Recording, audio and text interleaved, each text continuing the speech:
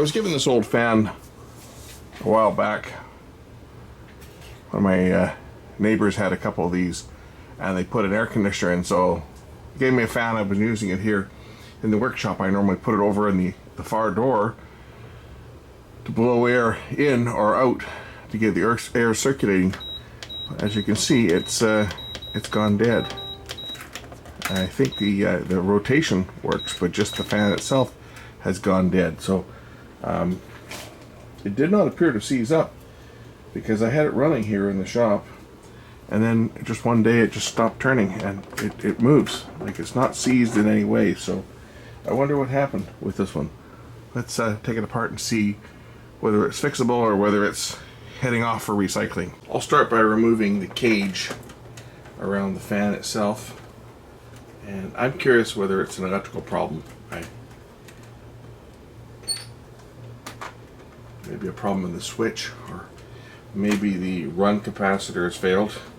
Although normally when the run capacitor fails, the fan itself tries to turn in some way, shape, or form, and this one doesn't appear to be doing anything.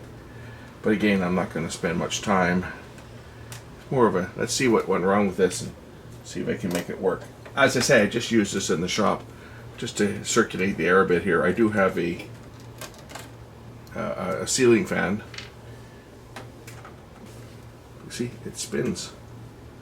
So I don't know where the problem is. Let's check the thermal cutout and see if that's bad. First, I'll remove the fan itself, the blade.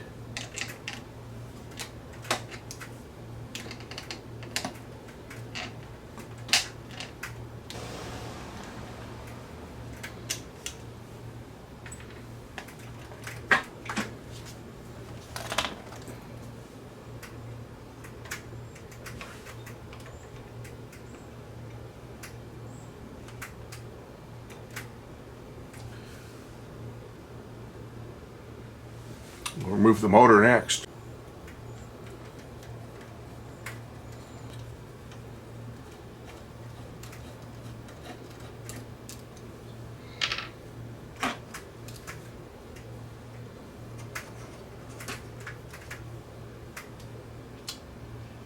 And take the motor apart. I just want to check this. There'll be a thermal cutout in the motor itself. I'm curious as to whether the motor overheated and burned out, or what. It was a really hot day when it was running. Like, it was really warm in here, as it is today. It's about 28 in here today, Celsius. We're in another little mini heat wave. It's supposed to last for another day.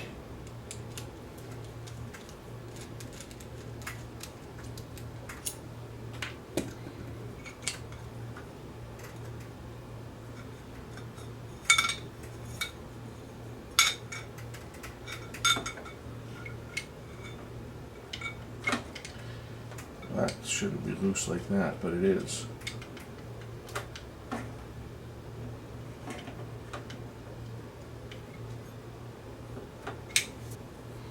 Gotta do an inspection on the motor here.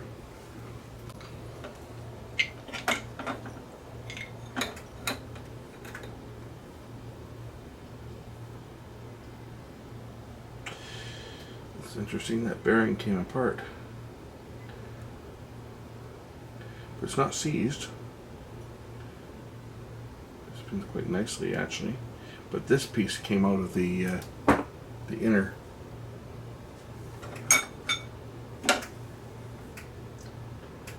bearing cap.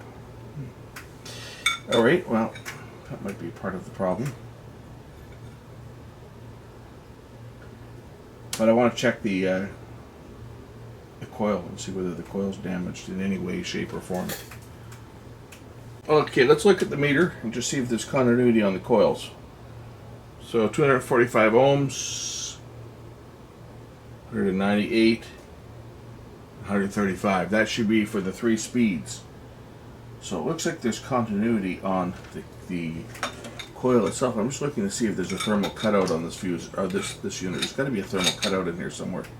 Oh, what is this? Oh, there's a thermal cutout, and the thermal cutout is right there. I'm wondering whether that thermal cutout is open. So let's just check. It goes to this brown wire. I bet this thermal cutout has gone open, which would indicate that the motor overheated. And it did. So the winding of the motor got up to whatever the temperature of the thermal cutout is, or the thermal cutout itself just failed. They sometimes do. But it's possible that the motor itself overheated. Now normally when a fan like this operates, the air being drawn in from the back, it's going to be drawn in through the motor, which should exit through these holes and cool the fan down. So it's possible that the thermal cutout itself, just due to age, opened up. The coil is not shorted. I'm a bit concerned whether that bit of play on that front bearing. I'm going to take a look at that and see whether I can resolve that. But I'll have to source a new thermal cutout for this, or just bypass the stupid thing. It's always an option. Get rid of it. Not really the safest option though.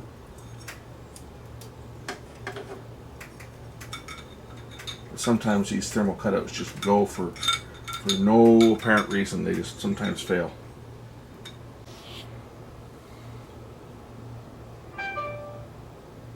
So that's the cutout there. It looks like 115 degrees Celsius. That's a pretty hot cutout.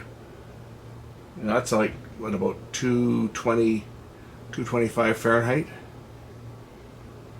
So either the motor overheated or the thermal cutout itself just got weak, which sometimes happens. How these things work is basically it's a piece of wire with a spring on one end, and it's held to the piece of wire with some low melt solder. And when the temperature gets to the melting point of that alloy, the solder melts and the spring pulls the connection apart. That's how they work. Sometimes what happens is they just internally, just through years of use and heating and cooling, they can let go. So they do fail, but you don't generally want to remove a thermal cutout because it is a safety device. It's one thing to bypass it for testing, but you wouldn't want to remove this to continue operation. Since I don't have one handy, I am going to just bypass it for testing. However, I won't be putting this fan back into service until I get in and pick one up and replace it. But I want to make sure everything else works. So for that, I'm going to just twist it together, put the cover back on it, and we'll put the motor back together. So I want to see whether it works. And then I'll deal with getting another thermal cutout for it, or I may just turn around and scrap the entire fan. It's not a very expensive fan. It probably was at one point, but fans are a dime a dozen these days. Okay, so I fit the bearing back in. Fit the rotor back in there as well, and put the clip over there to hold it in place. Incidentally, the clip that held that bearing in place fell out when I took the motor apart and was on the floor, so I was able to put it back together. Half of the motor goes back together. Again, this is very, very temporary because once I prove that this works, and I'm just going to run it for a bit and see whether it heats up, make sure that there's no actual fault with the motor itself that's causing it to heat up. And then once I'm satisfied that the motor actually will be functional, then I will go and get a new thermal cutout. It just means I got to make a trip to the big city to get one.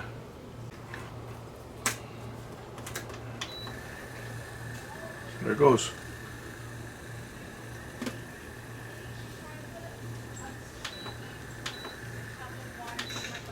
So the motor spins. I'm going to put the motor back in, put the fan on, just to show it blowing air. But I say I won't be returning this to service until I get myself a new cutout, because that's your last line of defense. If the motor itself, or if the fan were to stop and overheat, that's what's going to protect this from becoming a fire hazard. So don't ever remove the thermal cutout other than for verification.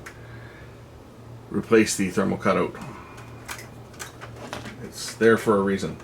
So I'm not gonna reassemble the fan. I'm just going to put the blade on here and test it, and then I'm going to leave it at that, because I won't be using this thing obviously until such time that I get a new cutout for it.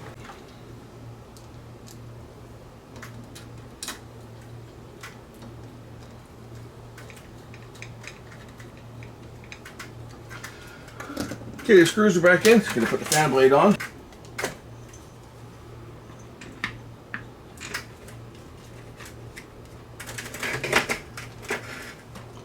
There's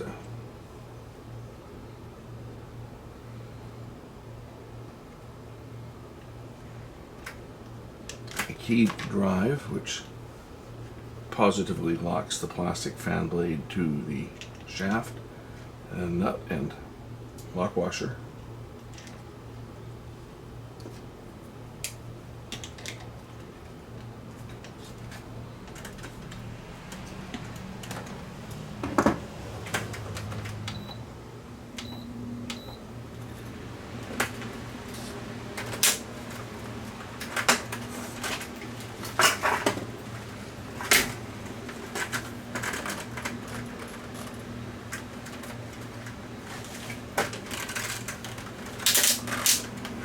Ah, that's nice.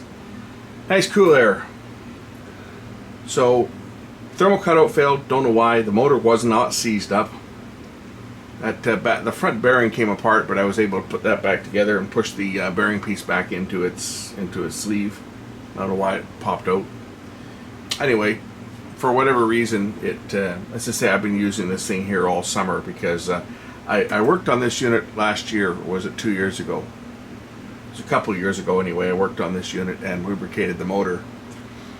And the woman that had it is one of my wife's clients. Well, she got air conditioning this year, so she said, "Oh, you can have the fan. I don't need it anymore." So I figured I would use it in the shop, and I've been using it all summer. And as they say, one day it was on, and 1 minute it was on, and the next minute I thought, gee, it doesn't seem like the fan's working, and sure enough, it was off. So there we go, just a thermal cutout. Now I can make a trip into the electronics shop. Next time I go in there, I will pick up a thermal cutout and replace it. But until then, I'm just going to put this one away, and we'll catch you on the next one. Bye.